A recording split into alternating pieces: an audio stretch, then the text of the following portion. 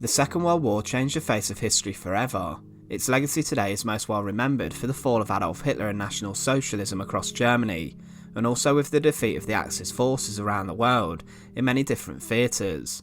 However, much of the Second World War stories are still being uncovered today, and each year new discoveries are being made about the men who fought in the conflict. However, what about the military equipment which was used during the conflict? World War II saw a huge age of innovation and design when it came to the military equipment that was used, and you'd be surprised to find out that even today, some Second World War tanks are still deployed around the world. In this video we look at these specific vehicles. To support our channel, please make sure to subscribe. The first tank we're going to look at is the M3 Stuart. The M3 Stuart is an American light tank which first entered service with the US Army in 1941. It was supplied to British and other Commonwealth forces under Lend-Lease before the US entered the conflict, and was used by the Allies until the end of the war. Stuarts were the first American crewed tanks in the conflict to engage the enemy in tank versus tank combat. A later improved version known as the M5 Stuart would enter production as well, and in Africa the M3 would match the Panzer IV, having almost identical armour and speed.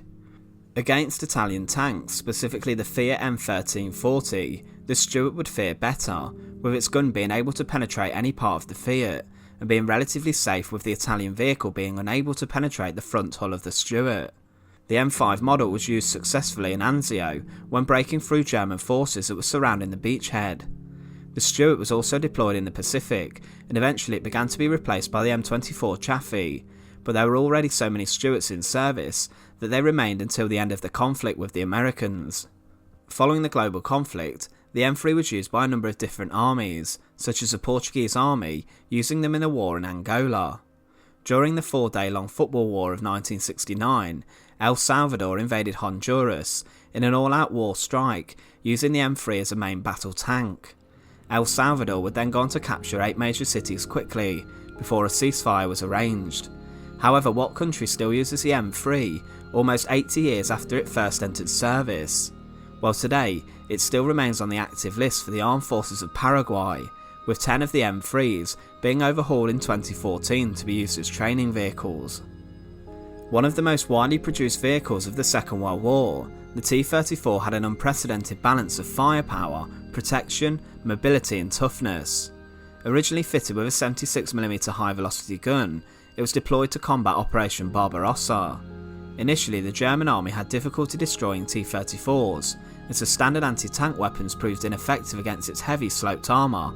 However, they would quickly adapt their tactics and learn how to take out these vehicles. Later, the T-34 would be upgunned to hold an 85mm armament, but its key strength was the speed of production that the Russians could throw the vehicle out of the factory at. It suffered the most tank losses ever, at almost 45,000, but incredibly over 84,000 of these beastly weapons were made. Even after the conflict, they were widely used and were exported to different countries. During the Korean War, they were used by the North Korean People's Army, and a full brigade was equipped with around 120 Soviet-supplied T-34-85s to spearhead the invasion of South Korea in June 1950. They were also used in the Angolan Civil War, and the Soviet Union shipped 80 T-34-85s there in 1975. In early 1991, the Yugoslav People's Army had around 250 T-34s, none of which were in active service. However, with the breakup of Yugoslavia, they were inherited by the armies of Croatia, Bosnia and Herzegovina, and Serbia and Montenegro. On the 3rd of May 1995, a VRS T-34-85 attacked a United Nations Protection Force outpost, resulting in the injuries to 6 British peacekeepers, with 1 soldier sustaining a permanent disability. But today there are still a large number of countries that use the T-34 and have them in operational capacity. These are Cuba, Bosnia and Herzegovina, the Republic of Congo, Guinea, Guinea-Bissau, Namibia, North Korea, Yemen and Vietnam. Now, with regards to the most T-34s, Cuba has around 642, and it's estimated that North Korea possesses around 650, but due to the secretive nature of the state, we don't know how many specifically they have in operational service.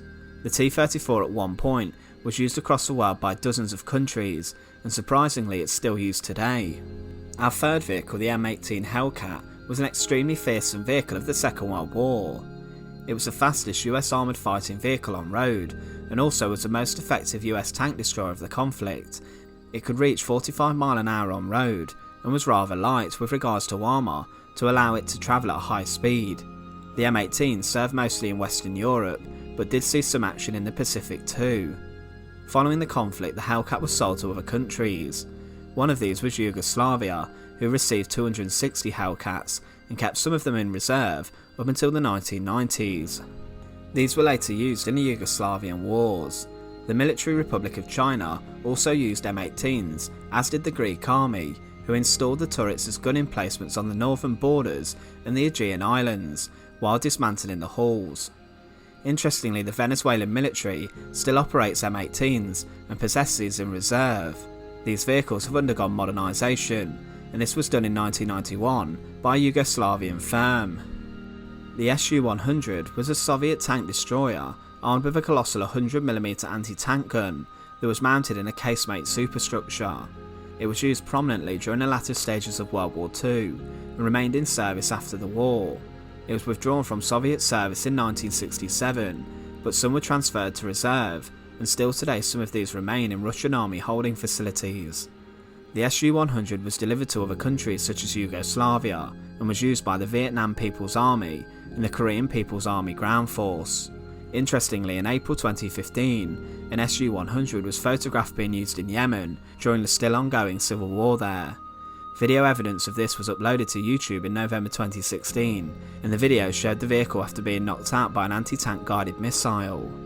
Today it is still held in some operational capacity by a number of countries such as Algeria, North Korea, Morocco, Romania, Vietnam and Yemen.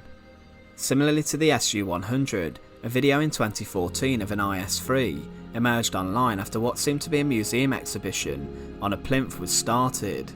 This was started by the Donetsk-Lugansk rebels during the Ukrainian conflict, however it's reported that it quickly broke down. Finally, another vehicle which, although technically isn't a tank to consider, is the half-track, which was developed by the US Army. Half-track vehicles were used a lot, both by Axis and Allied forces to transport soldiers, equipment and so on. They were originally designed to carry 12-man rifle squads into battle, but modifications allowed them to serve as self-propelled howitzers, anti-tank vehicles and command units. So the half-track was extremely versatile. Because of this, many countries still use them after the war, such as West Germany, Portugal, South Korea, Israel and Pakistan. Today some are still used in service with the armies of Peru and Senegal. So there we have it. There are still a number of World War II tanks that are regarded as in service by armies around the world today. Even 80 years after the conflict, armies around the world regard the machines made during the Second World War as integral to their defence and safety. Interestingly, there is a lot more technology developed during this time that is still used today, and in a later video we'll consider the weapons that are still used today, such as a Colt M19 pistol and a Mosin Nagant bolt action rifle, which today is still cropping up in news footage coming out of the conflicts in Syria and Ukraine. Thank you again for watching. To support our channel, please make sure to subscribe. Once again, thank you for watching.